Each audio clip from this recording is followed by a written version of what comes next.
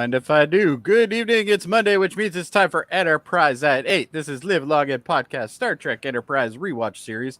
We're now in our final season of this underrated series. It's been about 20 years. 20 years? Oh, right on cue. I'm so happy for you, Dave. Good job. I almost messed it up. Oh, okay. It's been about 20 years since tonight's episodes.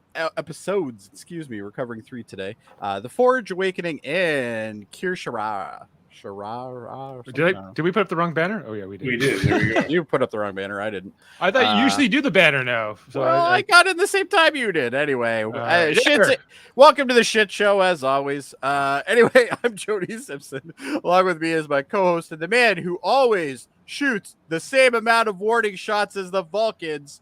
None, that is Adam Woodward. Hello. How are you doing, Adam? Hey guys, I think it's worth mentioning because I scored it. Dave broke 100 in golf yesterday. We're very proud of it. We are very proud. Not only did he get the cue on time, more importantly, he broke 100 in golf, which is that's just right. And we defeated happy. all of you in the process. You actually did, yeah. You beat me by 2 strokes. He wasn't even in last place. He wasn't even fourth. I don't know who this Dave is. No, this is a new Dave. I think no swearing, Kevin. No swearing. He didn't even swear on the golf course that I heard. I did it, but it might be Mirror Dave.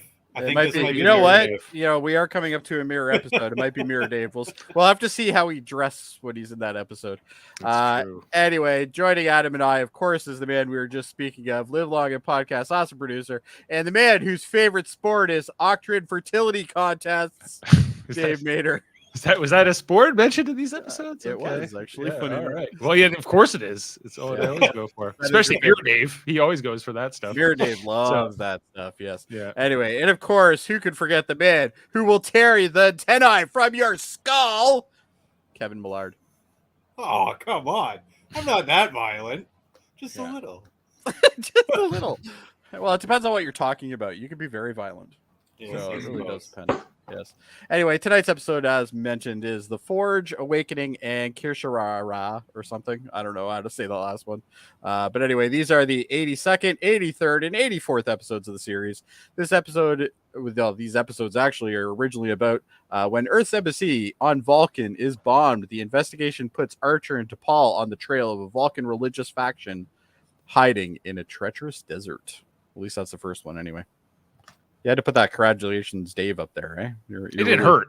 It didn't hurt. So never hurts your ego, does it? Anyway, well, what do we think about the what are we calling this one? Well, some call it the Cyrenite arc. Cyrenite arc. That's it. Yes, that's what I was going for. Yeah, because technically 3 separate episodes, 3 different titles, 3 different writers and directors, but one story. That is very interconnected, and that's why we're reviewing it all together here. It feel watching it kind of all back to back. It does feel like not quite like a movie, but more than any kind of one episode. It's definitely got quite a bit of stuff. I think if you're a fan of Star Trek, I think that a lot of this stuff should resonate. I feel like the Vulcan mythology of Star Trek. I think these are episodes for you. Like these really get into the Vulcan stuff. But can I just jump in there for a second? Because I think that after this season of disliking the Vulcan so much, for me anyway, it really closed that sort of that bad feeling. If I can say it that way, I like this episode. I like the 3 episodes a lot. I really did. Yeah, why the Vulcans seem different when we meet them in the beginning of season 1 compared to what we know from like original series time periods or even next gen time period, which is 100 and 200 years later, respectively. That the Vulcans have a bit of a cultural revolution in this, or the beginning of it, I guess. Here this is the start of it. We get T'Pau in this 3-parter, who was, of course, from the Amok Time original series episode, where by that point she's an old lady who presides over Spock's wedding, if you want to call it that, or not non-wedding. We were the famous one where he fights Kirk with the Q-tips. Right. All that stuff, yeah. So, but in that one, see, I always thought that they should have given this the one that got her to play the younger version of T'Pau. I wish she talked like that old Tapau did, which was I don't know, like Eastern European or something. You know, that was kind of a letdown here, but Yeah. That would have got old over 3 episodes, I think, though. only 2. She doesn't really. She doesn't even really say anything in the first one Yeah. out of the 3. So yeah. I would have been down for it. But she like I like how the ambassador is dealt with through all these 3 episodes. I think he's probably the best character in these episodes, in my opinion. I just like the fact that he's really understanding how flawed his own people are. You're talking about Ambassador Saval? Yeah. Yeah. Uh-oh. Yeah. Oh, yeah. Hey, there he is. Hello. Hello. If you're here to interrupt a 3-part episode of this podcast and drag it into 5 hours, I'm not doing that.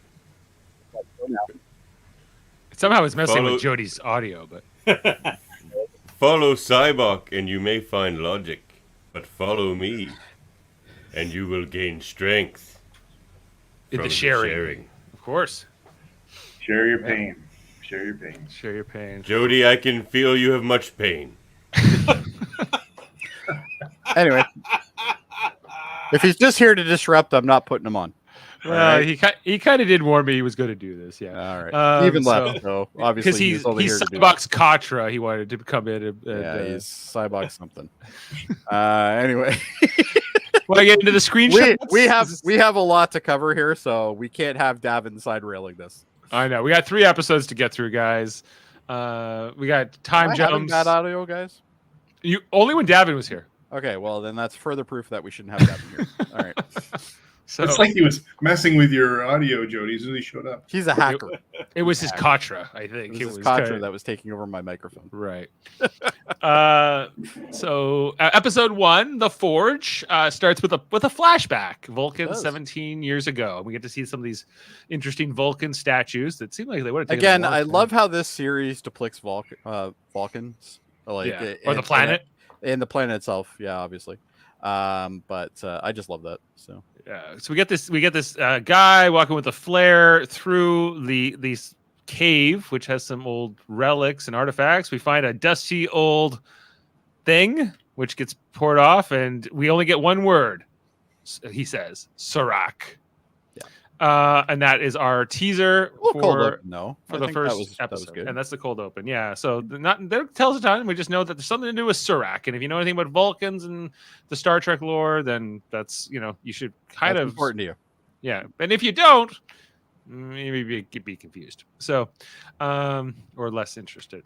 Anyway, so then Well, we come to our- especially for a series that was kind of designed to be for people that aren't into Star Trek, like bringing this up is kind of this is a deep hole to fill. yeah. Well, that's the thing. Sometimes I'm like, we were trying to make Enterprise for a new set of fans, but we were completely going to make it all about the existing lore for the old fans. I'm like, what are you trying to do? Sometimes it's a little unclear, but This is a huge building for an embassy. it's not small. No, Like it's big.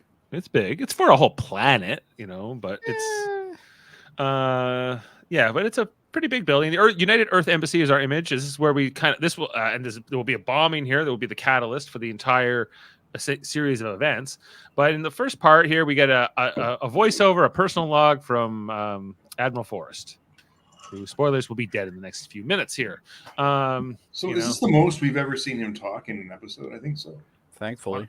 A lot. It's a lot. We've never had I think a personal. Well, log usually from him. his line is, "Well, you're out there, Archer. You figure it out." Yeah. That's Or usually what it's You're like. out of line. Yeah, You're out or of you're out of line, or- line. Yeah. These comment readings are amazing. That's So the episodes where he speaks the most is the one where he dies in the first 5 minutes. right. That's awesome.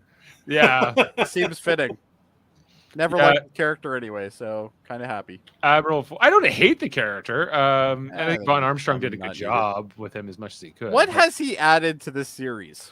though? Well, somebody has to be the boss, and He has to be the boss. somebody but has to. Archer's the boss. We No, but already somebody know has- Archer's the boss. Archer's because the every captain. time Archer has to do something, he makes his own damn choice Just like- anyway. Just like Cisco needed Admiral Ross, you need sort of like. Cisco didn't need him.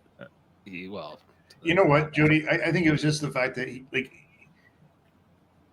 he first of all, he wasn't a bad admiral. He was just an admiral, but he didn't add a lot, but he was sort of the command structure, right? So, He added nothing. He was one of the founders of Starfleet. yeah. And so this conversation I think is interesting between him and Soval to start off the episode, where he's like, why are you like? Because we're talking about joint missions between Earth and Vulcan, working together more as partners and equals, and the Vulcans are hesitant. The High Command is hesitant to do that because there's a species you remind us, where you guys, you confound us with you embracing logic, but then you'll be very passionate or you'll be very willful or whatever.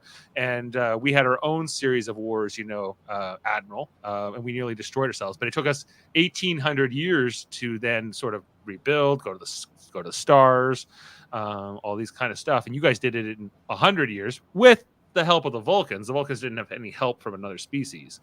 But what I found interesting about this scene is in this episode, they've given Soval so much depth. They couldn't do this for many of the bridge crew, but right.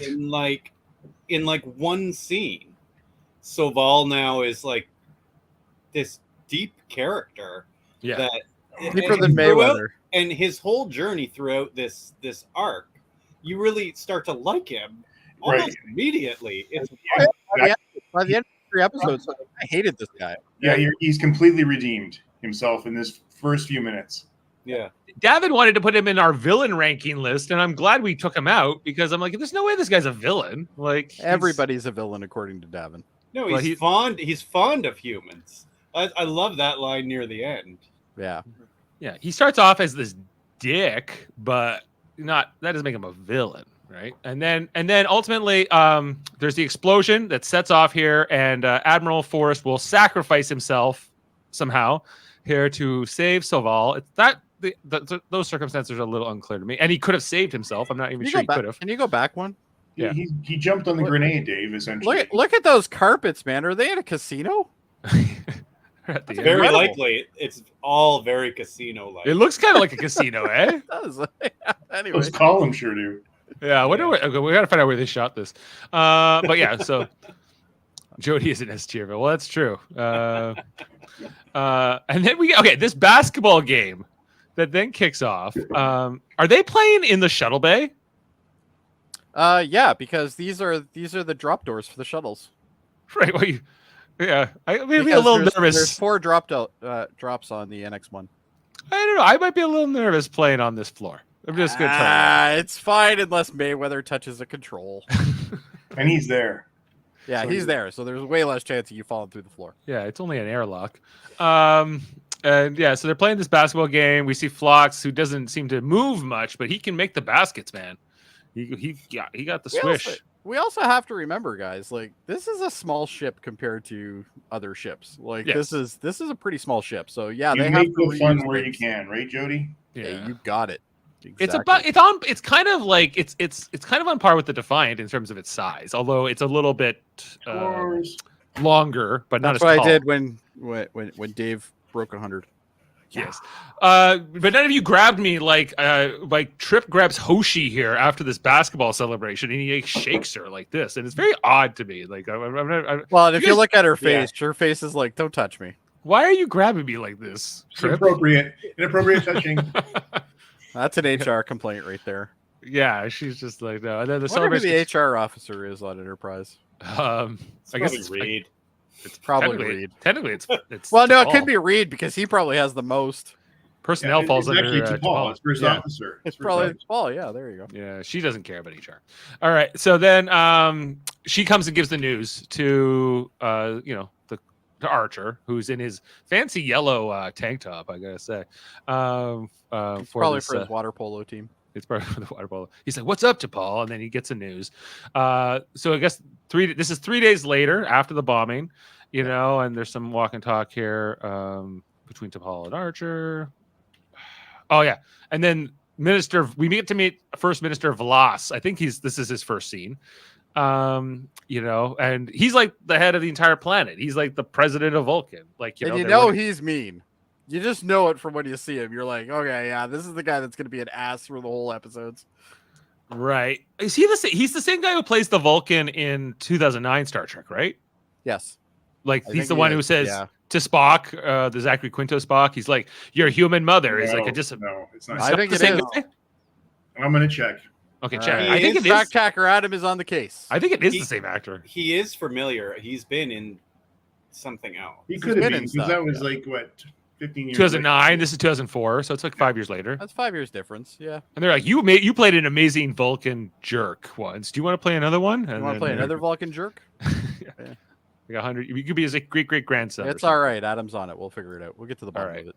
Well, I'm trying to remember. Well, can you even tell us who plays Vlas? Might be.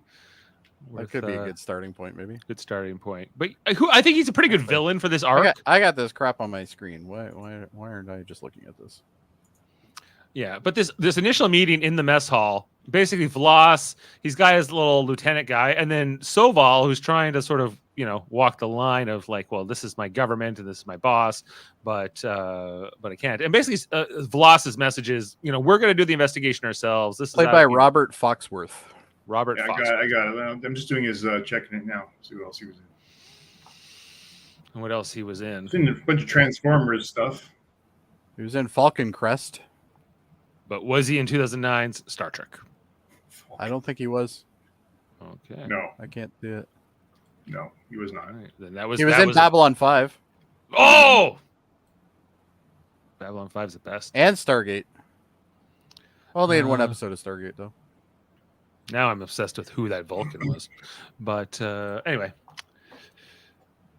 So on the embassy, they're continuing their investigation because the embassy is Earth soil. That's what was also said in that mess hall scene. It is. They took a big chunk out of this building.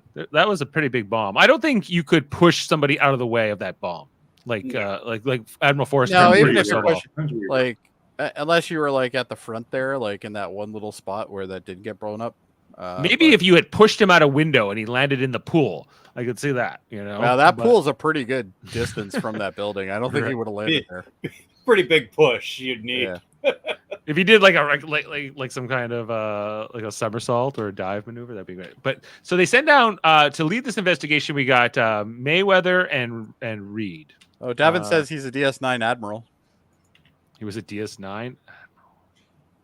Okay. Bentine served under him. Benty. All right. He also mentions that we would have been. Now I need to know who strengthened by played that Vulcan in the 2009.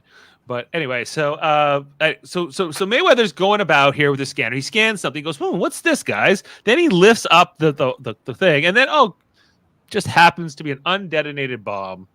It looks like an LCD game, like those games that you used to buy. Like your parents would buy you that instead of like an actual video game. Yeah, Like, they'd buy you like the cheap like $20 like thing with the LCD screen where the character only moved like 3 different spots and stuff. I don't know much about bombs, but I don't think this is what one looks like. I But think if you wanted to have an inconspicuous bomb, that would not be it.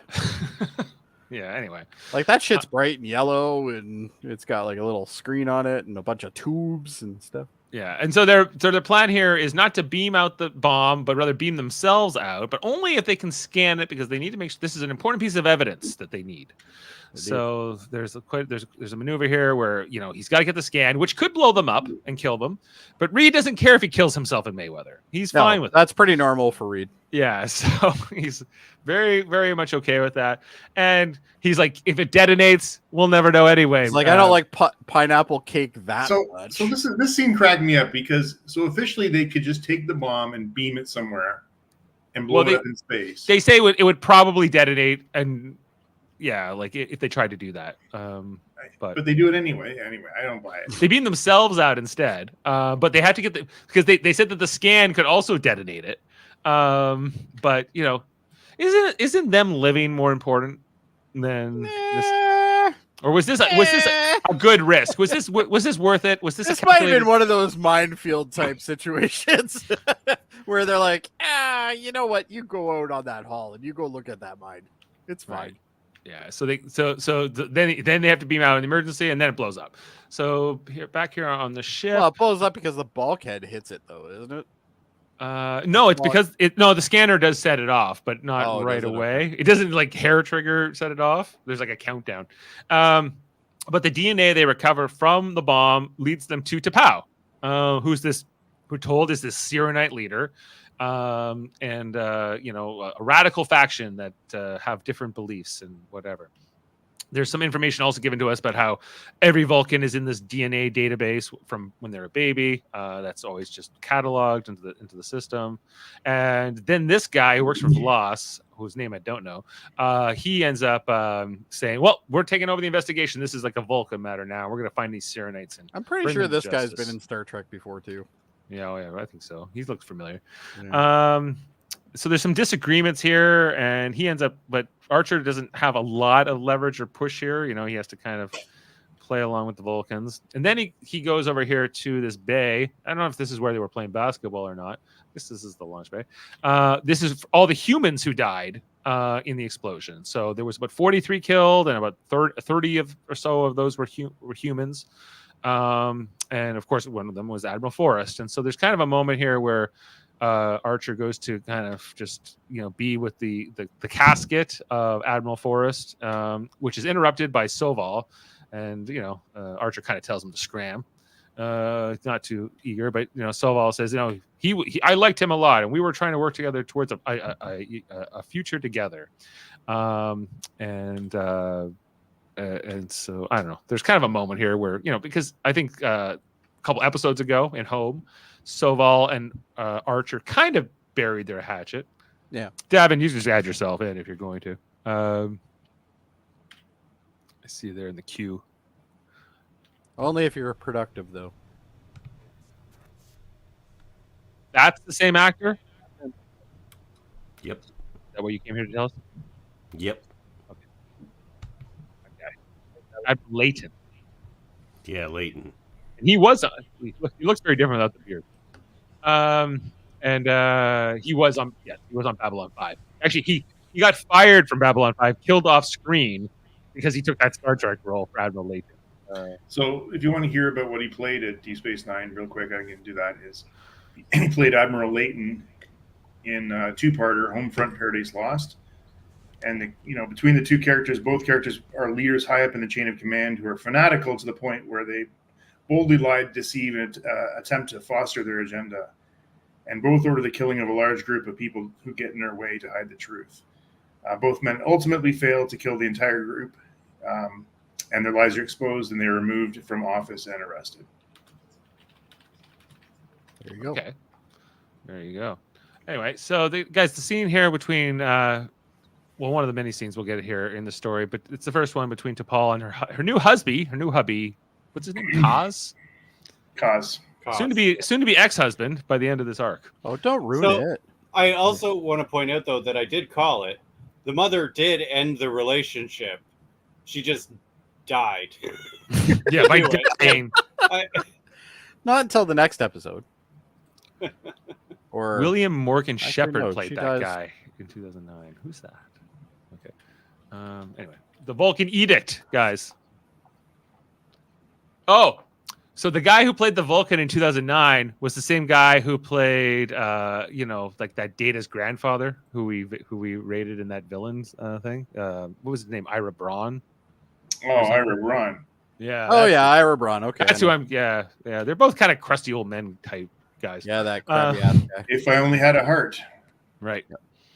So Kaz gives her this thing, not knowing that it's been given to her by his mother-in-law, is like sort of a message from her to Paul.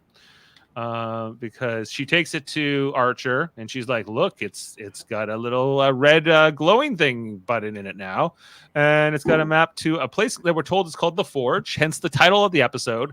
This desert that is sort of an ancient place for the Vulcans, that no sensors work, electrical storms, there's plenty of things. So hold trying on, to there's kill no you. Jody in this episode? No Jody. Damn it. Does LeVar Burton direct this episode? He That'd directs be really one- funny if it was called The Forge, and that's actually No, I what think got. it was Roxanne Dawson. Yeah, that sorry, was the LeVar second Burton. one. He directed the last of the Augment arc. The Augment ones. Yeah, This one is directed by Michael Grossman, but yeah, the second one is Roxanna Dawson. yeah. So they get like this. So this sets up where basically Archer's going to be in this desert with T'Pol for the next 3 episodes, more or less, right? So this is kind of just Pretty like a little much, bit- yeah. Like they were clearly at a different location than the rest of the crew was. Yeah.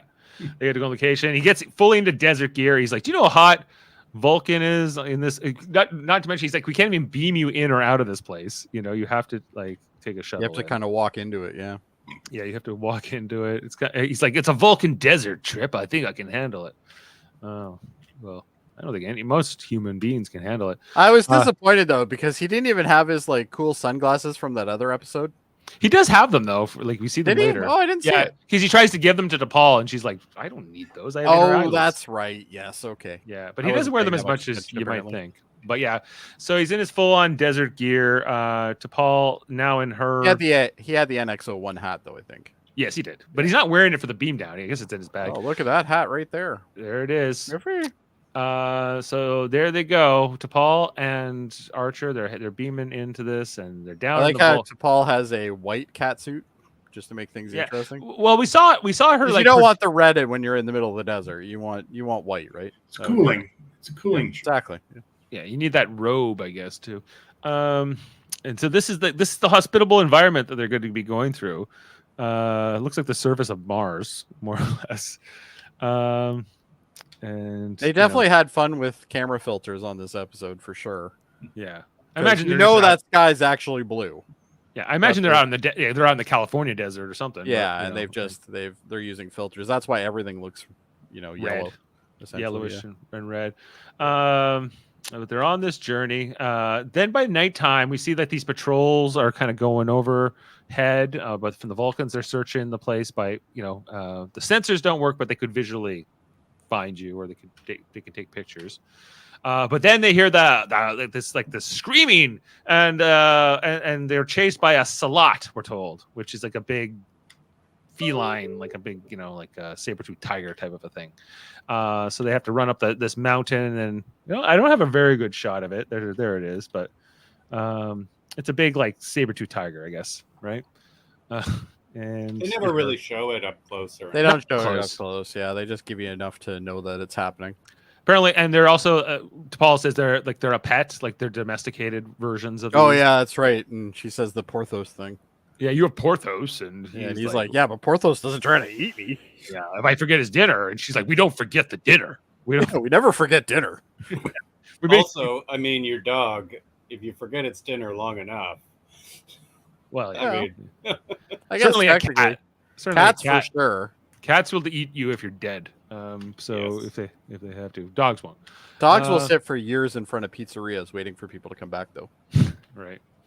For anybody who knows that reference. Yeah. This scene here back on Enterprise in the sick bay. I think this is where Phlox is like the DNA evidence of which points to Pow is from when she was a baby. This is planted. Yeah. This is not her DNA now. She didn't touch this bomb recently. This was all planted, fabricated. So they're starting to put that together. Now they're looking. They're starting to sense the conspiracy here, and they're looking at like the security footage from the embassy on who was coming through. We see this guy this inconspicuous guy with a big robe on his face. Who what could he be up to? I think it's the guy with a weird, flip in his hair that's queuing behind him. I think that's the guy that really is. Not to mention, like when we get to the mind meld with Soval and this security guard, and he's like talking as the security guard. He's like, so many people. Oh, I don't know any of these people, but I guess they can all come through. Yeah, you keep going, man.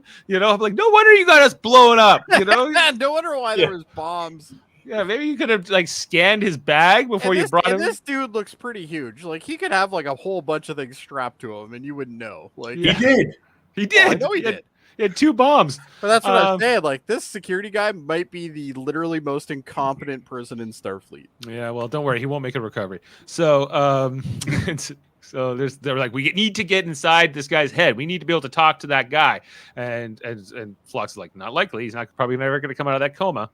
That dude's gone. Yeah, back on Vulcan where they're waiting for the Salat. This guy comes along, and he as long as like that, make a sound like a dying giraffe, like in South Park. You can get that thing to run away, and that's what he does. He just makes like that's a Salat good reference, sound. Dave. Yeah.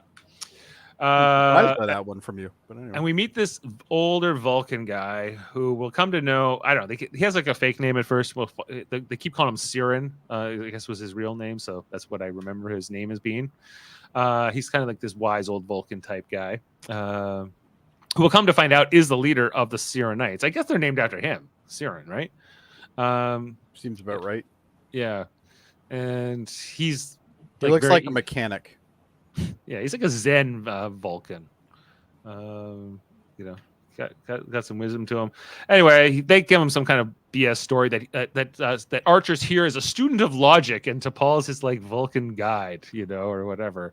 He's like, well, this is a rough place to come, you know, do that for. And then he asks him, I don't know if it's here or later. He asks him a couple questions, like, what's the first rule of metaphysics or something? First law of metaphysics. Yeah, it's not here. It's later on. It's later. Yeah. Yeah. Yeah, Archer doesn't know, but they walk along here with Siren for a while through the desert. There's the sunglasses and the hat, Jody. You know, You're right. I missed it. yeah, got them on here. And he's got Adam's hat on. One thing that's interesting with T'Pol, because like Archer's constantly having to like drink water, and like T'Pol's like, I don't have to drink water for a few days. So the Vulcan physiology much more resilient in this desert environment. They're essentially camels. Yeah, I guess. Well, Yeah. he also mentioned that like the atmosphere is thinner and Right. Yeah, like everything about this, like humans can survive here, but it's not easy for us. Yeah, but we saw a couple episodes back. Archer is a really good mountain climber. He's a great mountain climber. He can Better play than water Kirk. polo with the best of them. He'll, you know, he's in good shape. Yeah, He's good. Yeah. But you know what? They never address this in Star Trek. But and I'm kind of, I mean, I know why they don't. But it's the whole, you know, gravity is exactly the same as on Earth on every planet they visit. which Yeah, it wouldn't well. be. It would almost most. Well, of them they've addressed that a couple times, but it's rare. Yeah. most of the time it's at least close to Earth gravity, right? They never go to somewhere that it's the gravity of the moon or the gravity, you know, something like that, right? 'Cause- Gravity of Jupiter, like pulling them down on the ground and crawling. well, that would just kill you, right? Yeah, there's only so much gravity human bodies could take. Yeah. So there was only Well, but we also have to deal with the fact that this is a humanoid race, so they probably have something pretty close to the same. Fair enough. Fair enough. yeah, like Vulcan as a planet would have to be comparable size to Earth. Like the Zindi home planet had different gravity. Well, actually, I know it's not canon, Dave, but they address it in some of the stuff I've read about Orion, and Orion's got a much heavier gravity than Earth. Yes. Yeah. They may make a canon one day. Who's to say? So, but yeah. Anyway, this is where he's asking the law. What's the first rule of metaphysics? And I don't know. And so, their cover story is kind of coming apart here. Oh, I like his hat the back better than mine. Yeah. What? You have like a snapback? Yeah, but he's got like the little button on top, and you know. Oh yeah, he doesn't have. Yeah, he doesn't. Yeah, it's a different. It's got the You same have a normal embroidery, baseball hat. but it's he's got like the derby hat. Yeah. So, with at least one of these questions, and I think it's the metaphysics one. This is in Star Trek 4, right? Yeah, it's when Yeah. Spock's doing like that training at the beginning, Right. you know? Yeah. Because he said that, and I was like, anything that is real, or that which is unreal is not real, or something like that. It's something like everything that is real exists, or something. Yeah. That's the first rule of metaphysics, or something. Correct, because I remember I played the computer when we did that in radio theater. Correct. Correct. Correct. It was a fun one to do. Anyway, while they're talking Sounds like here, a though, Dalek there. I say a lot. This what is it? They call it a firestorm. It's basically a sandstorm. Comes at them. Exterminate. A Vulcan sandstorm, which of course has to try to electrocute you too. Well, Fa- they don't just do sandstorms, Dave.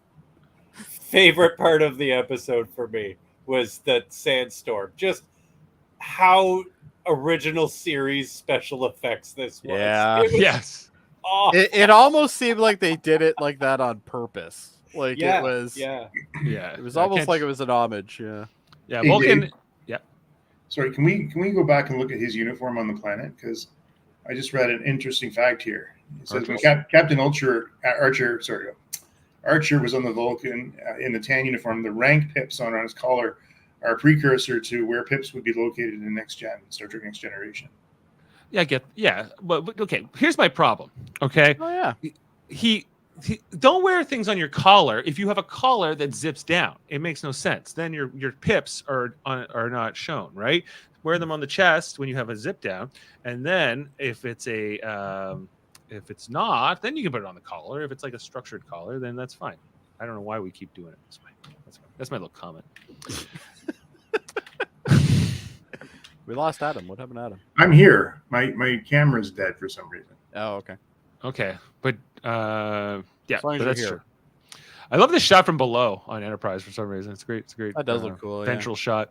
I might make it a background. Anyway, You so don't- this you is don't get a lot of those belly shots, you know. no, and then you got the Vulcan like above it, but yeah. So in this is the scene where Phlox and Trip have to convince Soval to help with the mind meld this coma patient, this guy, the security guard who is probably going to die. You know, and initially he says no, but then Archer says, or no, Trip rather. Trip's like, you know, there are people who died, and guess what? That evidence was planted by T'Pau. There's a conspiracy here, and then this is when Soval decides he will perform the mind meld. Yeah. So he's like, I guess he has to prepare. Back down here, they're running away from the sandstorm. She wearing high heels? Yes. Oh God! It doesn't matter if you're in the desert, Dave. Fashion is fashion. All right. Everyone wore high heels on original series. I That's don't know true, why you're yeah. surprised. Even Kirk did. God. But like to wear them through the desert is like the silliest thing you could see. Sure it is. Welcome to Star Trek. Yeah. Anyway, so yeah, so they have to run to a cave. They can't just go into the cave though. They have to block the cave with rocks, which they pick up a little too easily for my. You don't taste. want that lightning storm stuff getting in there. Yeah, these rocks were as paper mache as they seem to be. And, Rocks are different on Vulcan. Well, are they Maybe heavier? they're lighter. Or maybe they're. Well, if they said like the gravity's less, then maybe but Vulcans are stronger than humans, so that wouldn't probably be true. Anyway, so yeah, so I don't know. Siren, is that his name? Yeah, they're talking about the Vulcan edict, and then he says he knows her mother, and she gets all mad, and then they're like, I don't think you. He says to Archer, I don't think you're really who you say you are. Why you're here? This is where they talk about the bombing and whatever. Yeah. Anyway, the mind meld itself. We kind of talked about this already, but Soval, this Gary Graham does some great O faces throughout this mind meld. He does, yeah. I gotta tell you, He's showing his O face for sure. yeah. As he's going on the security guard from the embassy, Soval doing it, yeah. Everyone's doing it. Yeah. We'll just pretend it's Klingon opera. Yeah. Anyway, back in the but he's by the end of the mind meld, he knows who planted the bomb. He's got the face, but we're not told right away. Then back in the caves, they're it's T'Pol, Siren, and Archer hiding out from the storm. They're eating some food. Good thing they had bowls and stuff. And You got to bring bowls with you, Dave. Bowls and utensils. So I guess they're making some kind of a porridge or something. Adam's having a hard time with the camera, man. Yeah, what's going on, Adam? You know, I get my internet fixed and then my camera dies. It's one thing after another, guys. At least I can hear you. You got time to reboot if you want. You need a trip to come through and fix things for you. Yeah. It might take 20 years though. 20 years. 20 years. 20 years? Could be. So they're talking about the Surak and the history of Surak, and this is kind of what this scene was, setting up like Surak was like Vulcan Jesus, who gave them logic and saved them from a thing. Then there's the confrontation on the ship here, where Soval's like, this younger Vulcan who works for Velas. He says he's the guy who planted the bomb. It was you. And they're like, how could you know that? There was no video footage. He's like, I did a mind meld. And then like the Velas gets so disgusted with him, and he starts chewing him out and says, you're done. You're fired from being ambassador. We'll see you for disciplinary action. And then here's Archer and T'Pol and then their little rock fort that was blocking the entrance blows up from the sandstorm. The electrical bursts come in.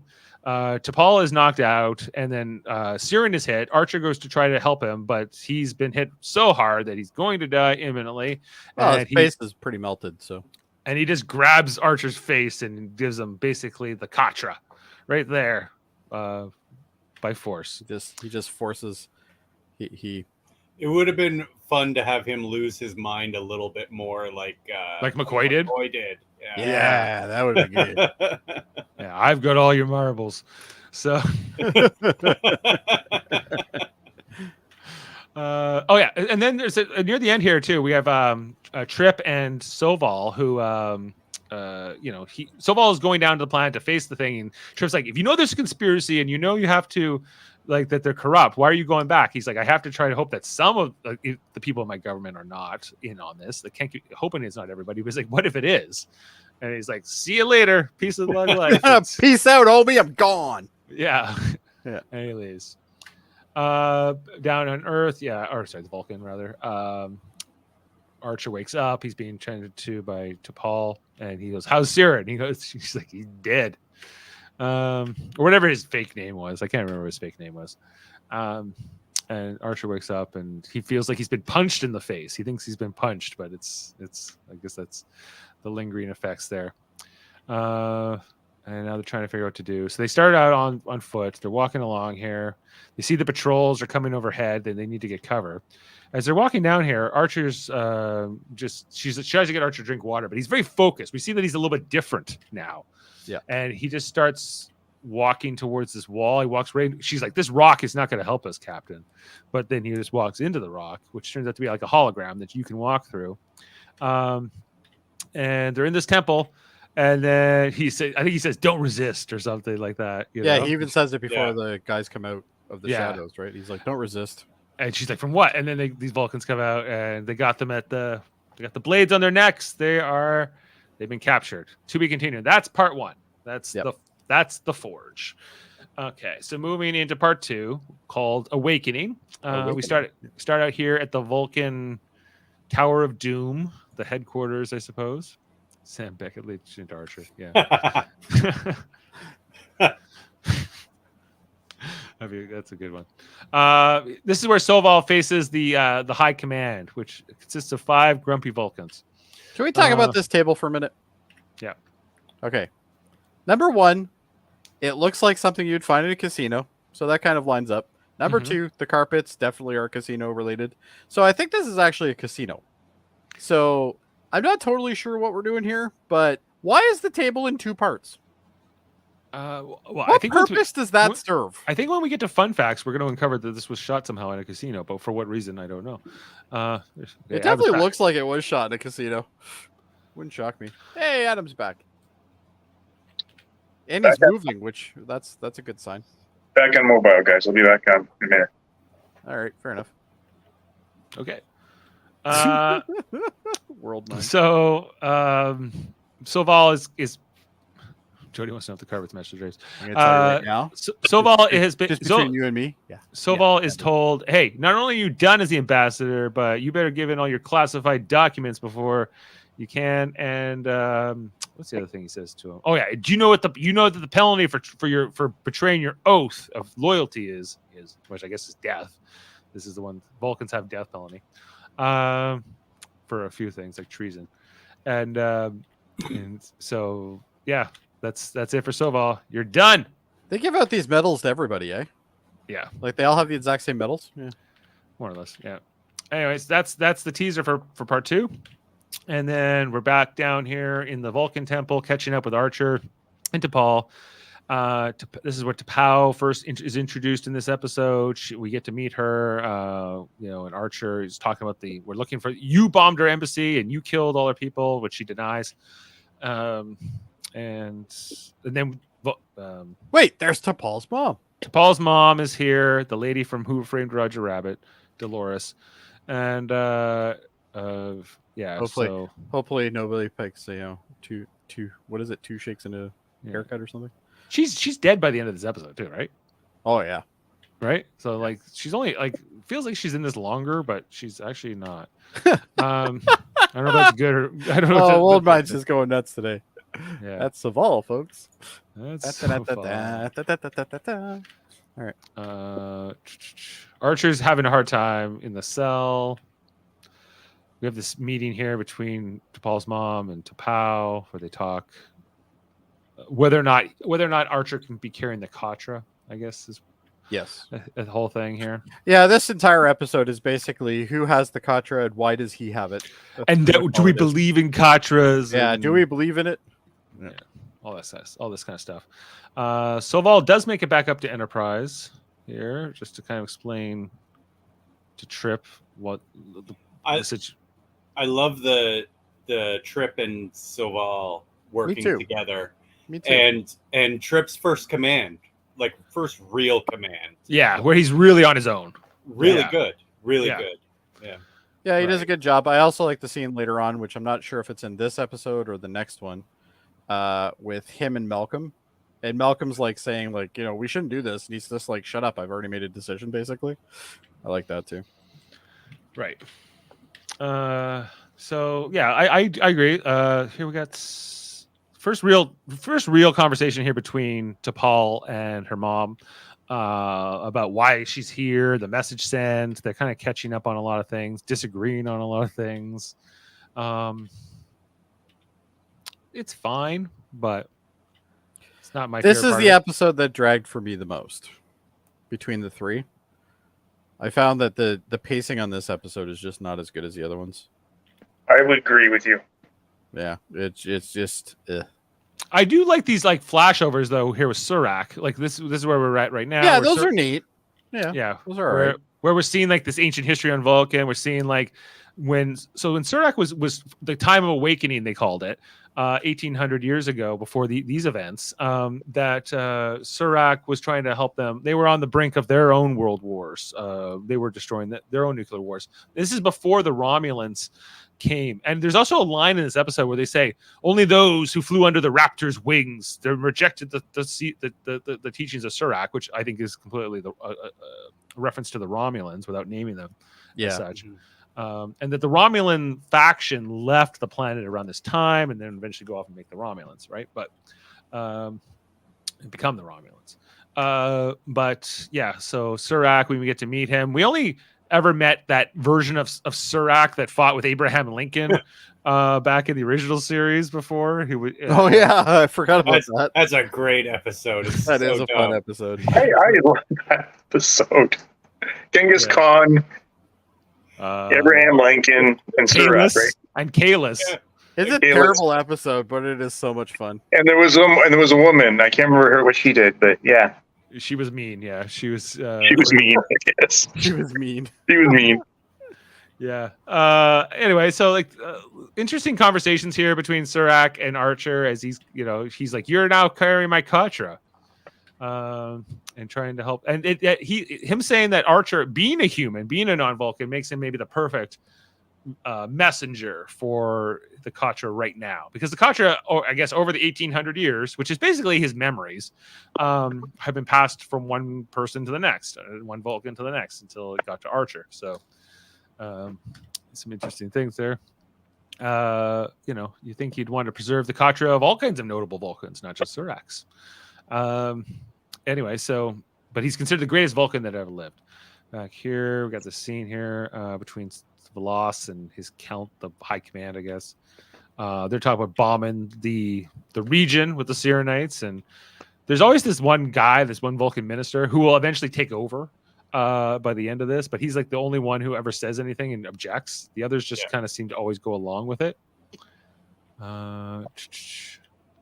This is where they have the mind meld to I think this is the mind meld to confirm that he has Surak's Katra, Yes. Yeah. which T'Pau confirms. So that happens. And then back here on Enterprise, Soval and Trip looking in the situation room. I don't really remember the context of this, what they were doing here, but I don't remember. oh yeah, they're getting ready to try to like send a shuttle down too. And it's gonna have to be a rocky ride. Soval has to disable the security satellite in order for this to happen. And Oh yes, okay, yeah. another point of betrayal from Soval in this.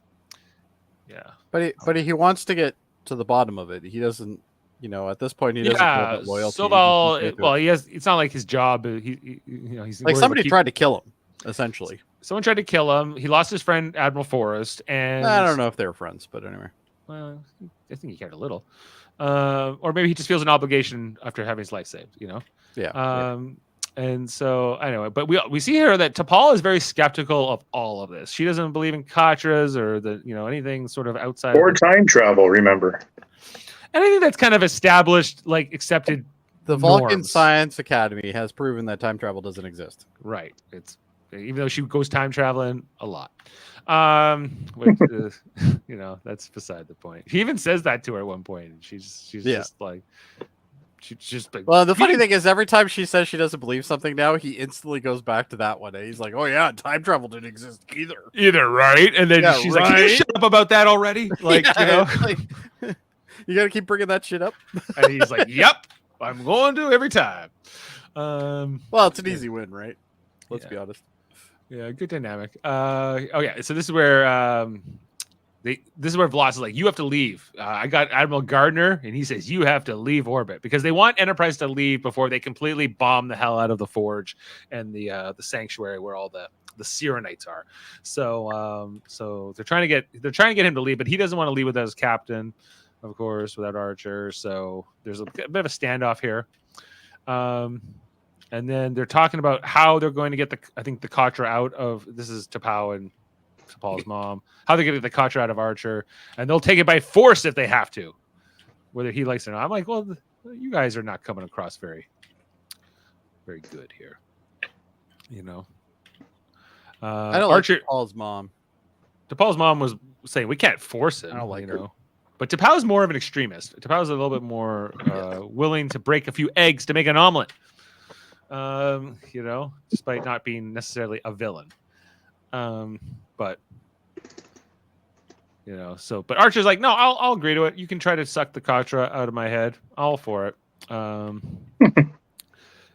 This is where they decide they're going to send down Mayweather and Reed, who, don't tell. I think that's one thing Trip says to Mayweather. He's like, don't tell him it's going to be a rough ride until you get in the shuttle, or you don't even tell him at all. This table bugs the hell out of me, and I don't know why. It just does. I don't like it. Not logical. It's like a split guitar or something. It's so weird. Even some of like these designs on the wall are a little bit interesting too. I think they shot it in a casino or something. Yeah, maybe. Yeah. Anyway, so like they have this scene here where they're trying to get the Katra out with the, I don't know, put the fingers on or whatever. Doesn't work. He ends up having another vision here from Surak showing. I guess this is how Surak died. Surak dies in the fallout of the nuclear war on Vulcan, and I guess his Katra got passed on to some other Vulcan, and that's kind of what Archer's reliving here. But there's a lot of like some words, exchanging. You can see like the fallout of the nuclear war, and I think this is. Does he mention the Raptor's wings maybe in this part, or something? Or mention the Romulans. Anyway, we see here that that this was going on. He dies there, or the flashback, and then T'Pau comes out and goes, "Nope, I failed. I couldn't get out the Katra. Couldn't get it out." So she says he wanted to stay where he was. He wanted to stay where he was. He's not coming out of his house. Sorry, guys. Yeah. But it also says that T'Pau is not all powerful and able to do everything she thinks she can anyway. Right. Yeah. Well, and T'Pau's mom was saying that T'Pau, no one has ever even tried to do this. You've read a couple of books, but maybe that's not enough, and it turns out it isn't. Anyway, so this is where they send the shuttle pod down. I like how I don't know if we always see the shuttle pod have the wings come out, but I like the wings coming out. It does. It comes out, but it depends on what altitude they're at. Yeah. I guess if they're going into the atmosphere, they'll use the wings. Yes. I don't know. Anyway, so they're going down here a couple times though. But in that process, they're being chased by a couple of Vulcans, and so there's who don't want them to land. I like the design of the shuttle pod. Yeah, that's all right. There's been this like the standoff here between Trip and Vloss and their people, and why are you sending a shuttle down? And he's so mad that Soval gave him the code to the satellite and everything else. And there's a lot of anger and stuff here. And then for a guy that he doesn't show he really does not hide his emotions very well. No, I'm like, this guy is the leader of the entire Vulcan people, and they say something about it being a meritocracy where he's the best governor, so he got to be like the leader of all Vulcans. But I'm like, it doesn't seem like he is, by any means. Anyway, so Archer's recovering in the cave here, and then she's talking to her mom, and her mom, this is kind of, I think, where she kind of tells her mom she doesn't want anything to do with her anymore. She's like, you're a part of a fanatical cult, but I don't know, I'm not happy with you. And then Archer wakes up. He's starting to stumble around, and he's like, we have to go this way because he has Surak's memories and all this stuff. Sorry, I'm trying to remember what happens next here. This episode is pretty boring. Well, this is when they're walking around the tunnels, right? Not even yet. They haven't even really started doing that yet. So I think they are. They're about to. Oh, But this is more the whole part of the story where it's like the Trip's trying to send the shuttle pod down, and the shuttle pod can't land, and eventually has to turn around. But an evil guy is showing that he's evil. Evil guy's showing he's evil. Good Vulcan protester guy doesn't have the authority to override him, other than to object. And then we see that then they all go into the tunnels. They decide they're going to go through the tunnels with Archer, that T'Pol and T'Pau. But T'Pol's mom stays behind for whatever reason. We even see Enterprise engages with a Vulcan cruiser as well. In a battle, a little skirmish, and so eventually Enterprise has to leave. Like they're outgunned, and there's no way that they're going to beat the Vulcans. Well, and the guy keeps telling them basically to leave, right? Like he's right. like, yeah, get the hell out of here. Get the hell out of here. Get the hell out of here. Even your own admirals are ordering you to get the hell out of here. And and Trip even says that later. He's like, yeah, we're supposed to be going back to Earth, but why are we going to? Well, it's in the next episode, Andoria. He's like, we're just stopping there. Yeah. Through the caves here, this is where Archer finds like there's a bunch of Vulcan mummies down in these caves, and he says, "Oh yeah, I know this guy. He was like one of the first guys that did Kolodar. I recognize that guy. Yeah, he was a good dude. Made a mean plomik soup. Asshole still owes me like $30 from a poker game. Yeah, that's some good mummification there after 1,800 years. I'm gonna say. He keeps going. He finds this room with the Vulcan writing on it. He presses like a couple things, and it opens up. And guess what? There's the Vulcan. What is this thing called? This little tablet thing. Oh, they said it a lot in the episode. Yeah, I don't remember though. Anybody? No. Sorry. I'll get it. Give me a minute. The thing. The triangle thing. The cup of Christ. Yeah. Christ, yeah. The 10 Commandments, whatever this is supposed to represent. The Ark of the Covenant. Anyway, but then the bombardment really starts from the Vulcan ships now that Enterprise is left. Oh, it's the Kir'Shara. The Kir'Shara. It's the name of the next episode. Yeah, it's the name of the next episode. Yeah. Kir'Shara. Yeah. Kir'Shara. They're running through. They managed to get out of the caves, but we see that more of the bombardment here. So these Sirenites got massacred. I think there's even one part where he says to Vlas, one of the Vulcan guys, he's like, "You're overseeing a massacre here." Yeah. And I'm like, these are the Vulcans, like it's. Well, these are the nasty Vulcans before they got nice. Yeah, but I don't know. Even like this Which guy further proves that the Vulcans really are douchebags. Like they really were douchebags. Well, they're corrupted at this point in their history, for sure. And so but then they're gonna have to keep going. Oh, but then before we have to have T'Pol's mom has to die. It's fine. Do you guys find this emotional? Nope. Not even kind of. It was hard. I suppose a little. I mean, since she just told her mom that she didn't want to ever see her again. Right. But I don't know how much she meant it. Well, worked out well then, didn't it? Yeah. Sirenites don't lie, Paul. Come on. And yeah, she cries. And then then there's back on Enterprise. Trip and Saval have withdrawn from Vulcan. They're licking their wounds, trying to figure out what to do next. And I think this is where they decide that they have to go warn the Andorians, or is this where they? Yeah, he basically says like, I know at least one Andorian that might help us, and he's like, but I'm gonna need you, and he's like, okay, basically. Right. And then they agree. We're going to get the Andorians, and that sets up part 3, Kir'Shara. All right, and that's where we're heading to now, Kir'Shara, which more Vulcans planning to bomb things and kill everybody, and this guy saying, "Are you sure you want to kill everybody?" Seems Sure, like you a want to lot. wipe them all out? He's like, "Oh yeah, He keeps giving him options that are less carnage yeah." or no Yeah. carnage, and the guy's like, "I don't want to hear it. I don't want to hear it. No, Like- we're done. We're done. I'm like, this is the Everyone needs to die."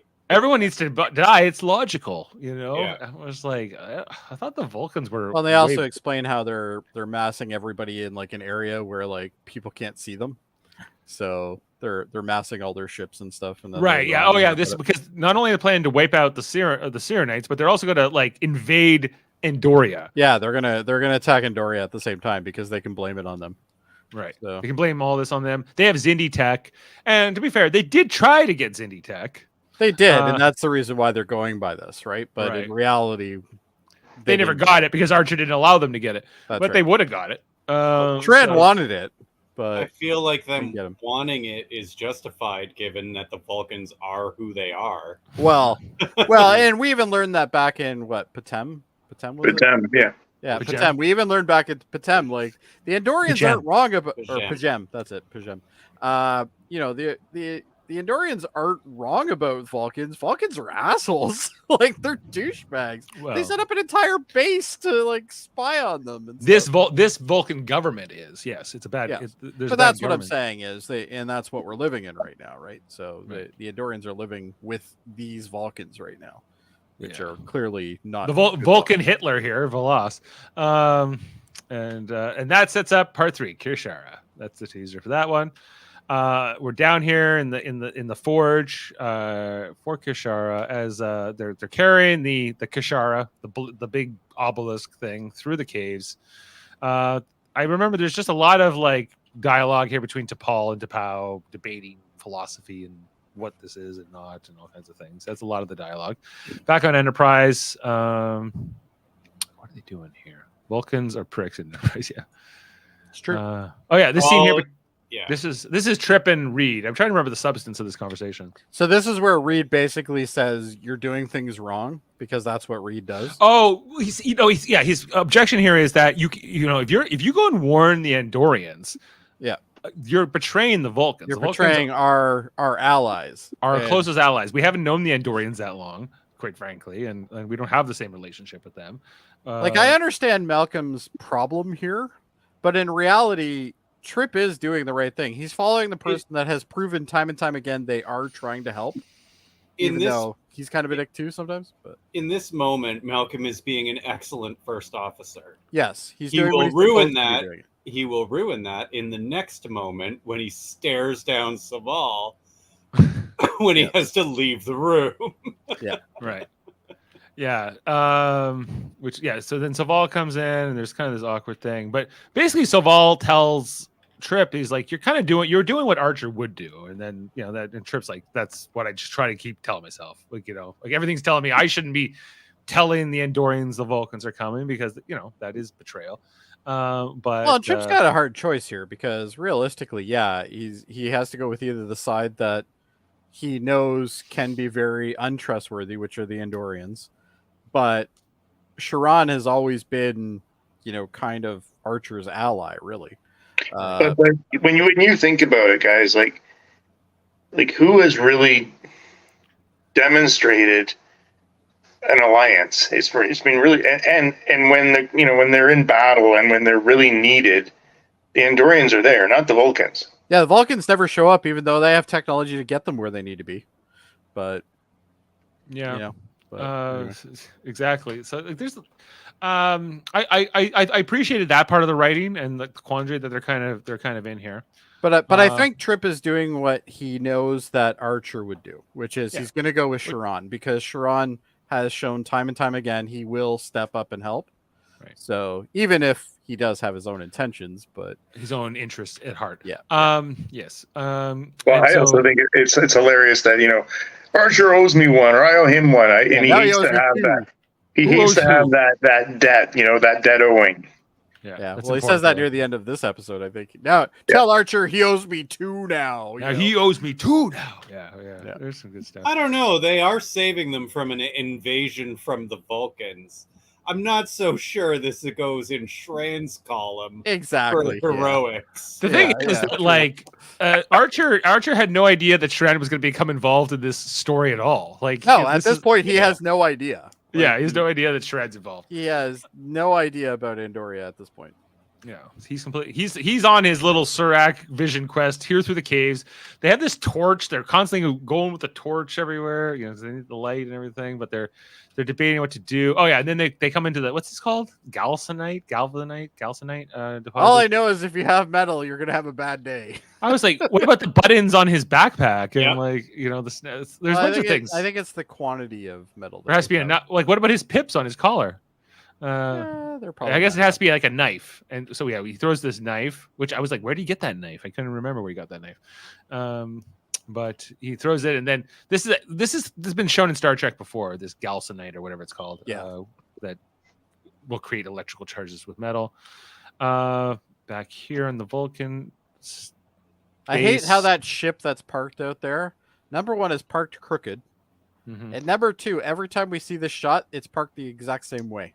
Yeah. No, I like it. They're in a hurry. You got no time to park properly. Like, that's illogical. We got It'd important be cool if you things got to to see do. like you got to see like a Vulcan, like, you know, meter maid show up and like write him a ticket, because you know in their society that would happen. But this is the scene where he fires that the one guy in the Vulcan High Command that is The guy that's you know, opposed. the only other guy who speaks, and the guy who tells him, Yeah. no, you can't be doing this. Yeah. Right. Yeah. So he fires him, throws him out. Then he goes and tells this guy, this young lieutenant, to kill them all or something. Like, go wipe everyone Yeah, else he's out. like, or- just go Wipe them out. everyone out. Yeah, Yeah. wipe them all out. and this guy's like, yes, sir. Got it. Yep. Got it. I don't Oh even think he said anything. He just like nodded and got up and went about his Yep. way. He's like, yeah, okay. Yep. So they go to this nebula, which Soval knows that Shran and the Andorians are hiding in. Yeah, and I love this scene though, because he's like, just open a channel, and she's like, to who? And he's like, the nebula. yeah, the nebula. and even Trip's like, what? And then he Yeah. looks at Hoshi and he's like, okay, just do it, right? And then we see the Hoshi does Andorian it. ships come out of the nebula. Well, No. It only happened. Like, Saval addressed them, and there was no response. And then Trip says, "Let me talk to them." Yeah, And Yeah. but you know. Shran hears them and goes, oh, it's Trip, right? Right. I like Soval though in that scene where he's just like, he looks so irritated. He's like, "We know you're in there. Like, we know. Yeah, we know you're there. Like, Just answer." just answer. Yeah. stop being a Answer. dick. We need to Pick up talk. the phone. Pick up the phone. We know Yeah, you're and- there. He's like doing the recording on the answering machine. Like, he's like, They go just into the- pick it up already. I know you're there. They go into the conference room next, and Shran is briefed on this impending invasion. I still Mm. love their antennae. They do Yeah. such a good in this series. They do such a good job with their I antennae. just want to rip him off. Oh yeah, I'm okay. Either way, but you know, I did think that Jeffrey Combs was great in the scene. I thought the way he was like, "We will always respond," you know, and he's trying to Jeffrey like, Combs is the jewel of Star Trek. Yeah. Fight me. But even the way he even says, are they mental? Don't they know we respond? Yeah, don't they know we would Are try you to annihilate them? stupid? Like, you Are they know, really this dumb? Yeah. right? And like some good tension here in this scene between them. You're right, Jody. He adds so much to this particularly this episode. This episode without Shran is like a fairly mediocre episode, but just his scenes are just fantastic in it. Some good tension here. Yeah, so they're telling Shran's going to go warn the Andorians, and then back here on the planet, Vulcan. More patrols. More patrols. T'Pau and T'Pol have a scene here while Archer is resting. I think this is where did you get the Annex 1 hat, Adam? Sam wants to know where you got your hat, Adam. It's a Star Trek store, an online Star Trek store. There you Oh, there you go. StarTrek.com. Go to their store. go. T'Pau ends up helping T'Pol get over her Bendai syndrome, like the lingering Panar. damage. Panar syndrome. Panar, yeah. Nar. Bandai Fever is the one where the Betazoids want to make you have sex with everybody. Yes. That's their horny one. Yeah. No, that's Xanthi Fever, right? Xanthi Fever. Yeah. You're right. It is. Yeah. Xanthi Fever.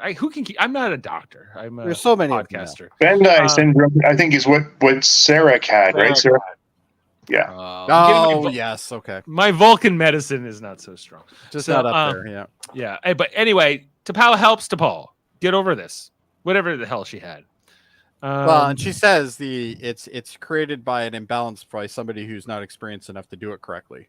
Right. So, and then she's like, well, basically I can, so I'll fix it. So she basically fixes her. Yeah, fixes her and alleviates this suffering, I guess, and that's why T'Pol started taking the Trillium D, right? Yes. Yeah. Well, I mean, this is huge because it was an incurable disease. She's now cured. This is fantastic. Yeah. Just like that. And then the Andorians. Oh yeah, and this is where they beam over Soval into the Andorian ship without Enterprise knowing. They got him there, and then they because they don't believe him. They think that this is some kind of a ruse, so they have to make sure it's not a ruse, like some kind of a trick. So they put him in this machine that basically suppresses his emotional walls, his suppression system. And he's going, I don't know what you're asking me, and then he says, well, we're just gonna have to make it more painful, and then Soval goes, just do it, make it as hard as you can for me, because as I am telling you the truth, so let's just get to the point. Turn it up. This one goes to 11. And then by the end of this, Shran will be like, I just respect the fact he didn't tell me what I wanted to hear. I'm like, okay. If anything, Shran more of a villain in this scene. Mm-hmm. Maybe Shran should have been in our villain rankings, Davan. Well, I mean, if he's going to be called a villain for this, then Archer's got to be a villain too, because it's torture, and Archer's tortured as well. But they're both doing it for the reason for Jack Bauer type reasons. In the name of protecting people, name of saving lives. Is it justified or not? Yep. No, because it doesn't work. We all know it doesn't work. Yeah. Well, it worked for Jack Bauer sometimes, but that was a show. Anyway, it was a show. Was it real? Hey, Mayweather's there. Oh yeah. So I think they finally figure out that he's missing, and then they want him back, and they start chasing him. Oh man, they go back and forth between the two storylines. Oh yeah, that was interesting too, because our Trip basically goes right after Shran's ship, pardon me, and actually fires on it to stop him. Yeah. Yep. And then, I'm starting to get tired here, guys. Trying to tell you everything that happened. 3 episodes, yeah. Yeah. Well, they're walking around the tunnel some more.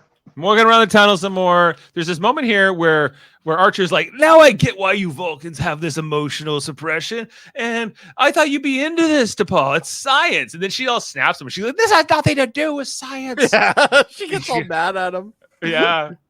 Right? And he's like, oh, okay. She's like, you don't understand me. Shut up. Yeah.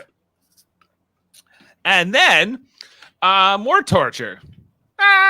Between Soval and Shran. The best thing about this is I actually like both these characters at this point. And even though he's torturing him, I'm just like, I still like Shran. Right. Even though he's torturing somebody. And Gary Graham just has to pretend to be tortured. In reality, he's just having this blue light shine above his head. But it's, it seems pretty torturous. He does a good job. They both do a good job in the scene. They're both good actors. I love how Soval tells that story of the soldier story and how he's like, and that guy who thought it was just a sandstorm, but then it was an invading army. His name now means fool in our language, and your name is going to be fool in the Andorian language now. Yeah. After all this, that was great. That was a good line. Yeah. And then these Vulcan guys show up that Velas sent, like these elite, but they didn't bring a gun. If they only brought a gun with them, they might have won this fight. But instead they only brought like those Vulcan, the Lurpas. The Lurpas, yeah. And they're fighting here. There's some hand-to-hand Is that fighting. what those staff things are called? Yeah, they're called Lurpas. Oh, okay. They got like a name, but I couldn't. They got like a blunt mace on one side, and then they got like a blade on the other. Yeah. It's what Kirk and Spock fought with in that episode. Yes. Yeah. in Emek time. And even we see a lot of those statues around Vulcan holding those and stuff. It seems to be like their main. I knew there was a name for him, but I didn't know what it was. Yeah. There's the whole thing here where like T'Pol gets separated, and then I think T'Pau throws Archer down this hole. Yeah, she basically just shoves him down the hole, and he slides down this hole and hits all these rock fucking sediments and everything is just falling down. I thought he was keeping up in this fight with the Vulcans a little too easily before she throws him down the hole. I'm like, he should not be got doing all the this memories of what's the guy's name. Maybe he has like the Vulcan fighting skills. Too. Even if he does, his physiology shouldn't allow him. Yeah. Yeah, he can't breathe the air as hard. He's not as strong. Like nothing. Well, maybe that's why she threw him down the hole instead. Yeah. Well, it's basically like it was like a laundry chute. It was like a big rocky laundry chute that she throws him down. And they don't come after, but they want to get T'Pol back. T'Pol is captured by these Vulcan guys. And they start like interrogating. And then this guy admits that he used to serve under her like 30 years ago. And he's like, I was there during the war and stuff like that. And, yeah, a long time ago. He's like, only because you're my former commanding officer, I haven't killed you or something yet. Yeah, more bad Vulcans. But tell us where they're going, and she lies and whatever. This is like the next part of the torture scene. More between. This is kind of the end of it. Yeah, the end. Shran has figured out he's not getting anything. Yeah, like he already has the truth. He just didn't realize it until now. Well, he had to. He says he has to be sure, so he has to torture him to the point where he has to be sure. He's like, I've seen Vulcans broken by this machine. But I think the fact that he could take all this torture just further proves that to Shran that exactly he is a hardcore character, right? Yeah, and so he's like, okay, turn it off, and then he hands him in. He almost has respect for him when he turns it off, basically. Right. Yeah. Here we got T'Pau and Archer. Deciding what to do, whether they should save T'Pol or not, or continue on with the mission. I do like how they did the bruising on all the Vulcans. Yeah, all the green blood and stuff. Yeah, like the bruising has like green tinges to it and stuff. Green tinges. Yeah, but basically Archer's saying, we have to go save T'Pol. We're not going to leave her behind. We're not, and that shirt likes the most uncomfortable shirt to wear in hot weather. Yeah, he's got the pit stains. Like it looks like it's like just pure like polyester and. Yeah, I tend to agree. And that backpack doesn't look like a good backpack either. But that's probably his hiking backpack. Probably for his mountain climbing. Yeah, I like how like Shran comes into sickbay and he's like, "How's he doing?" And they're like, "You have the nerve to ask." But I love how Shran walks into the scene. He's just like, "I don't fucking care about any of you." No, you know what it is? It's war. He did what he had to do, and then he's moved on. Like he got, Yeah, he's done. He's not permanently damaged, so he's fine. He's fine. No foul. Yeah. Right. Anyway, so he didn't take any knuckles or. And it's not like Shran and Trip have some sort of relationship. Like they've come across each other before, but like Shran doesn't necessarily like him. Like it's he's just like, this is the guy that's in charge right now. Right. Yeah. And then these Vulcan guys looking for Archer, and then Archer gets to jump on them. I don't have a lot of great shots here from the action, but eventually they win. Fine. And they got this guy. He's like, "Where's T'Pol? Where'd they take her? Took her to the city, right? Is that where they took her? Yeah. Which is where they needed to go anyway. So that worked out. But yeah, Archer is got this guy. I think. He neck pinches him too. He gives him the neck pinch, which he does a couple times, and he says, "She's like, your technique is improving." So when he got the Katra taken out, did he lose the ability to do that? I don't know. He never did it again. That's true. I don't remember him doing it anymore after that. Yeah. So they bring in T'Pol here in handcuffs to V'las, and he's happy he's got her captured. The battle is about to kick off here between the Andorians and the Vulcans. It's Enterprise flying in formation with the Andorians, and coming along. We see here, Then at the same time, Archer and T'Pau arrive at the capital city here on Vulcan, which was kind of cool to see from far back. Where they're gonna go, and they got the standoff here. This is kind of the whole climax of the story. That car's still parked in the same damn spot. It's always parked there, Jody. Yeah, it's always an emergency. It's always an emergency. Must be V'las's. Must be. It's his personal limo home. He's like, I'll park it wherever the fuck I feel like it. Yeah.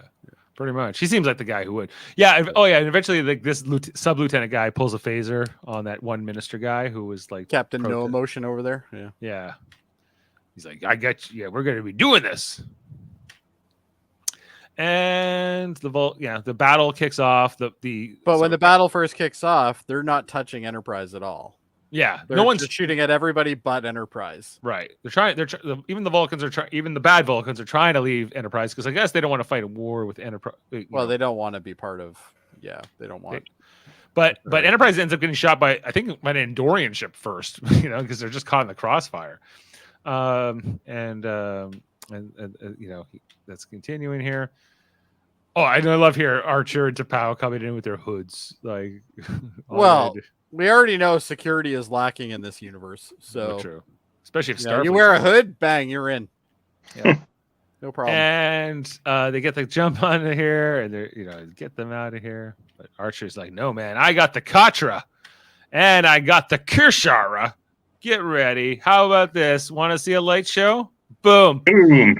Yeah, here's all the write-ins. So it's not because at first I didn't realize this thing was gonna be like a device that was gonna have all this come out. Yeah, no, I didn't even remember that, and I've seen this episode before. I thought it was just like this one little artifact, right? And so like with the writings on. I thought it was a weapon actually for the longest time during the episode, and then I'm like, oh no, that was a different episode. Yeah. So they're looking, they got all this thing. There's kind of a big moment back in the battle. Things are not going great for Enterprise. Enterprise is now getting shot at. Yeah. Shot at by the Vulcans. Velaskin, them targeted, but he tries to destroy the Kir'Shara, but he's stopped. And then this guy's like, "That's all I needed. Now I can definitely. Now you're under arrest." And then they talk to Trip. He's like, "Hey, Trip, how's it going?" And he's like, "Oh, pretty good." He's like, "All right, I guess." All right, I guess. Anything? No. Enterprise isn't totally broken yet. We're only venting atmosphere on G deck, but don't worry. Venting atmosphere on G deck, but there was only a couple people there anyway. No big deal. Yeah. The status reports are a little informal in the beginning of Starfleet. Right. Yeah, that's true. Oh, by the way, I went to Andoria, got into a battle. Almost got Earth into a war. It's all good. But the good news is the ship doesn't look like Swiss cheese right now. That all just gets wrapped up in, hey, how's it going? Very good. Pretty good. Bad. How about you? How you doing? Yeah. So back on Vulcan, and before we go back to Vulcan and the final scenes, we got a final scene here between T'Pol and her soon-to-be ex-husband Kaz. Is that his name? Kaz?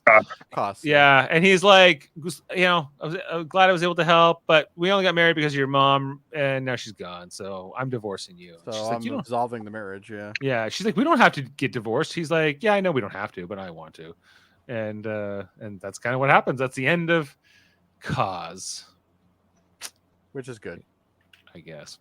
Yeah, makes me even angrier at that other episode. Like, why did they get married? Why at all? So she could teach at the university again. Go to another university, like whatever. Like it's just. Well, I think you got the impression that she was kind of banned from all of that type of thing. I don't respect T'Pol's decision. Like it's dumb. Like, it's so dumb. It's like I know we're supposed to see it as like a self-sacrificing decision for her mother, but it comes across, especially with how they kill her off her mother here. It's just like, what was the point of it all? And then you learn that her mother really is, part of this faction, and right, blah blah blah. And it's like, not a traditional Vulcan anyway. Then. So if anything, T'Pol's mom's actually kind of a bitch because she doesn't even bother to like mention any of this shit first. It's which like, T'Pol says she's upset about too, right? Right. So I can agree with that. But T'Pol's almost like broken up that the marriage is over. I don't think she is. I didn't get that impression, but yeah, I think she's upset with the situation, but I'm not necessarily sure she's upset with him. Yeah, I don't know if I don't know. Anyway, and then I guess this older Vulcan takes the Katra out. He's like, here, let me suck that Katra right out of you there, bud. Yeah, I got the Katra now. Boom. Got your Katra. Katra. And then we see here the Soval back in full in robes along with T'Pau, who's no longer wearing the well, they've restored order essentially. Yeah, they're and that other guy. They've got rid of the bad nugget. Yeah, we're starting a new era here on Vulcan, guys, and moving on. Okay, and then the final scene is here where Vlos comes out. He's being investigated. I guess he's on parole or he's on bail right now. Despite having Yeah, almost started a war and massacring. He also killed a whole bunch of people, but And was trying I was let him free until his court date. But this guy who's in the shadows, we don't see at first, says like, we can't get you out of the planet. It would be too suspicious. So you got to stay around to face the music, basically. But he's like, don't worry, this is going to come out. And as you can kind of, of course, you can see the pattern on that uniform. Yeah, you know who this is. And then well, you know who they are anyway. The reunification of our people is an inevitability, and it's a Romulan. So Dave, if I can, we haven't talked too many fun facts today, but I'm going to share a couple here. Okay, you're on. So it's not explicitly revealed that his name is Talak, is a Romulan. It's strongly implied when he tells Vlas that the reunification of our people is only a matter of time. As it's been known since the Balance of Terror, 1966, the Romulans and the Vulcans share the same lineage. Talak was also has the characteristic Romulan V-shaped forehead ridge, which was introduced in Next Gen, and wears the usual Romulan uniform. But more interestingly, the final scene in which Vlas meets with the Romulan operative almost didn't make it into the finished episode for budgetary reasons. Originally, the Romulan was to have a new, never been seen before character, but there was no money left to do this in the budget. So Sussman adjusted the scene so the Romulan became the character of Talak, a Vulcan role that had already been cast. The reuse of the Romulan uniform from actually Nemesis allowed the scene to be included in the finished episode. Had the scene been cut, as it very nearly was, the Romulan's role in the Vulcan Civil War would have been completely hidden even from the audience. Well, I think it helps make a lot more sense here about why the Vulcans are also acting strange here. So the guy who, but you know what? Like what I'm surprised about it is like this episode. That scene couldn't have cost that much. They must have been really tight on money at this point. Well, this is also the 4th season. They've already been told this is the last season. Yeah. So they have X amount of budget for the entire rest of the season, right? Who was played by Todd Stashwick. Okay. I'm getting it now. So good. Explain it to me. Okay. So what happened here is so that Romulan operative guy who said he worked under T'Pol. Oh, okay. He's the Romulan. He's not a Vulcan. So they didn't actually. He was but Todd Stashwick, guys, is who? Captain. What's his name from Picard? Liam Shaw. Right, Captain Shaw. So I didn't realize he had played this Romulan before he had ever played Captain Shaw. Like that's the same guy. The same guy. That's so cool. Yeah, I didn't know that one definitely flew under my radar. I never noticed that at all. There you go. That's a fun fact.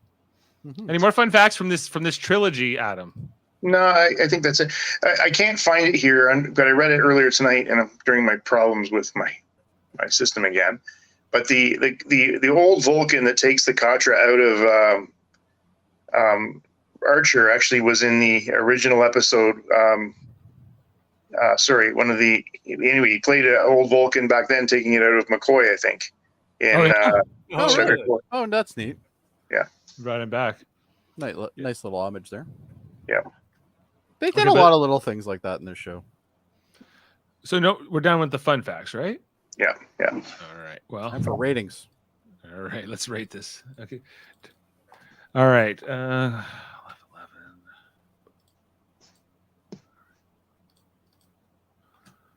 All right. Ratings. All right. We got The Forge, Awakening, and Kir'Shara. Jody, do you want to give us yours? I'm gonna go 7.5, 6.5, and 8.5. 8.5. Okay. So the first part was all right. I like that they killed off Admiral Forrest. So, I never thought of that. That's a good point. I thought it was pretty interesting. I'm gonna keep it at 7.5. I think that for me it goes 8, and then 8.5. Maybe, I think that's. No, I think Awakening was the weakest of the three.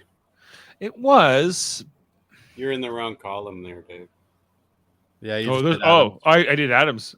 Sorry, Don't you speak Right. for Adam? Adam. Your rankings. Yeah, I the first one again. I thought it was a great opening with Forrest being killed off. Saval, I really liked that sort of transformation of him through this episode, that episode. So the first one I'm going to take an 8.5. It did weaken for me on the second one, but not enough to call it really badly. So 7.5, and then I will take it up to 9 because it was great, very good conclusion. I'm going to bump mine. I think Kir'Shara deserves a 9. Yeah, I mean, you bring the Andorians in for me, and I'm happy. So number 9 for me. All right. And Kevin, This is 10s across the board. 3 10s. Oh, you liked it all, eh? I absolutely loved it. Vulcan political intrigue, a Vulcan badmiral. Like, come on, this is great. This is great stuff. Davan's going 8 from Davan's Davan. going 8-7-8. But he also mentions that the strengthening would be a 10 out of 10. So it's a good thing from the sharing. And Sam's giving this a 7.9, 7.5, and 7.5 on these 2 things. Also, Jody, do you have new glasses? No. Um, I have probably 4 sets of glasses, so I just interchange them. So you might not have seen these ones, but these are actually reading glasses. These aren't on my prescription ones, but I only need the reading ones when I'm doing this. So in terms of so for the 3 episodes tonight, we're giving The Forge an 8.4. We're giving Awakening a 7.8, and we're giving Kir'Shara an 8.9. And then the fact IMDb that this ranked higher than the previous 3 episodes, I'm actually kind of surprised about. Yeah, It's we better. liked. I to be honest, I enjoyed this better than the Augment arc. I thought it was a better. Yeah, I like the story. Augment arc better, but It was a I better. didn't. I like this way better. Kevin's right. Once they throw the Vulcan, this whole thing really closed that door for me because you've been wondering what the hell's wrong with the Vulcans for this whole 4 years. yeah, you get a lot of insight in this episode for sure. Right, and it was all Romulan manipulation. So Again, those Romulans, they're always up to something. Yeah. The next episode's interesting, actually. It's Delius. Now, tell me if I'm wrong though. Wasn't there some kind of a plan to make T'Pol half Romulan or something if they had gone past the 4th season? And that I feel like that was kind of teased here in Awakening when her mother dies. She's like, "You've always had a hard time controlling your emotions," and there's a little bit of dialogue there with the mom that kind of makes me think. I've never heard that, but it sounds like an interesting. I've heard sounds that like something that could definitely have happened. Yeah, something they were considering making her like a half Vulcan, half Romulan, like having a secret Romulan dad or something. I know that They ran out of money, Dave. I They know ran that out the of money. Borg were going to be talked about as like a precursor to the Borg. They're like, "Hey, Todd Stashwick, do you want to play a Romulan now too?" He's like, "Sure." I just have to put Why not? Yeah. He did it pretty well. He was pretty like intimidating. I wish they kept him going there, but anyway, they couldn't afford a new actor. That's funny. Yeah. So anyway, the next episode is Daldius. I watched that today. It's really quite interesting. It's an interesting episode. I wouldn't say it's a good episode, but it's basically the inventor of the transporting system comes to Enterprise to do an experiment. He's trying to make a transporter that can go light years in an instant. So he's there he basically commandeers the ship for his. With permission. With permission. Well, yeah. He's been told that they'll help him out. But it's interesting because it's another one of those episodes where like they meet their heroes thing. So this is one of Trip's heroes, is this guy. So it's just one episode this time. Yeah, it's just one. Yeah. Yeah. You don't have to do the 3 run. Not that there won't be more 2-parters or 3-parters coming up, but Hey, that's been 2 good 3-parters in a row. I like both of them. Yeah. Well, and with that, guys, we're almost halfway through this season. we are actually. Yeah. I think it was Sam earlier in the episode said he calculated it, and I think he said something like, "We're going to be done in October." I can't see how we're going to be done in October, but no, we still have like 13 episodes left, right? he says, according to his calculations, October 30th will be done. Do we have any more like 3-parters like this or 2-parters? We have a few. There's some 2-parters. I can't remember if there's another 3-parter. There might be one 3-parter near the end. with the whole thing with like RoboCop.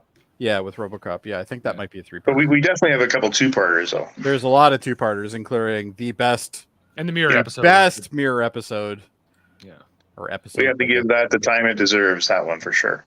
Oh, that one. That's not until near the end, right? Like that's almost near the end. So. Yeah, it's like episode 20-ish, somewhere around there. Yeah. So, all right. Well, hey, we did it, guys. We peace and long life and all the Vulcan edicts. But you know what, Dave? It's not just this that makes things exciting on this channel. There's other things that we do too. Not just, but not exclusively. Live Long and Podcast. Lots of great content. Watch out. This Thursday, we're going to be covering episode 1 and 2 of Star Trek Lower Decks Season 4. And we got Derek Tyler Attico joining Davan and I to cover that episode. We just interviewed him last week. He's the writer of the new Cisco autobiography that's coming out with Titan Books, and so he's going to be joining us for that review. So that should be good. Watch out for that Thursday night. And we just did the trivia ones. There was like a new edition of the trivia that Davan hosted, or I guess he was producing it more than hosting it. Ashley hosted, there was some fun podcasters that were on that. We're looking to do another trivia one in the near future. Also, look out. Davan and I are going to be doing more S tier rankings. This time, Starship classes, guys. That's coming up in the future. That sounds like an absolute snooze fest. It will be amazing. It will go on for 4 hours. Okay. I can already tell you what S tier is. Dreadnought. The Dreadnought. Oh, that's the worst. I love the Dreadnought. That's an F tier. Anyway, so we're gonna find out when we get to that. Yeah, it's Shaw. Just thinking, since he was in this 3-parter, we should pay homage to him. Okay, and then the United Federation of Podcasts is a great network of podcasts that features all kinds of amazing shows by myself and Davan and Murphy and Andre Mayed and Eamon Mader and Michael Chan, different podcasts that come out, like Hold Up, a movie podcast every second Wednesday with Davan and Murphy talking movies. My favorite thing that Davan does. Yeah, X-Rated, his X-Men the Animated Review show he does with Andre, where they talk about those episodes, interview people from the cast, the creators, the producers, writers, all kinds of great content over on X-Rated. Graphic Histories, where Andre interviews people from different forms of entertainment, comic books, movies, TV, comic book scene, the convention scene. Super Mater Brothers podcast, where right now we're covering Big Brother season 25. Soon we're gonna be doing a new season of Survivor that's starting at the end of September. We also talk about Marvel over there, like most recently the Secret Invasion series that came out with Nick Fury, and then Davan also wants to mention, by the way, that Debate 9 is coming on Friday. Oh, Debate 9 is this Friday? Oh, I think he asked me to have an emergency tiebreaker question or something on standby. And then Eamon on Track, music reviews, doing album reviews and things like that. And Trivial Debates. This is an older title card. This is back from the July episode, but there's a host, 3 contestants. I was on the Office one. Yeah, we just did the Office one, and we're doing Transformers next, it sounds like. Yeah, I think I'm hosting that one. Yeah, it looks like Edelston's coming, so it'll be fun. And the Hellbound podcast, Michael and Alex, coming out Wednesdays, where they talk about horror, different topics. If you're into horror, you want to check that one out. And I think that's all the shows. Thanks for being with us. And I don't have any sound bites from this particular episode. So, I think we should go with the classic Spock one. Okay, let's go with the Spock. And I think you know which one I'm talking about. I don't, but as I scroll down to Spock, use your thing there, Dave. My thing. Your what is it? My logic. Brain. Logic. I don't know what you want, Jody. Brain. What is brain? Brain. What is brain? Is that what you want? You want Spock's brain? Well, not anymore. No, I don't know what's going on. Anyway, I'm just gonna play a random Spock clip. I don't know what else to do. All right. Okay. It is true that without proper mindfulness, Vulcan emotion is dangerous. We use logic to not succumb to anger. That's it. It's not even Nimoy Spock. It's not even the right Ethan Peck Spock. Yeah. All right, we'll see you next time. Bye.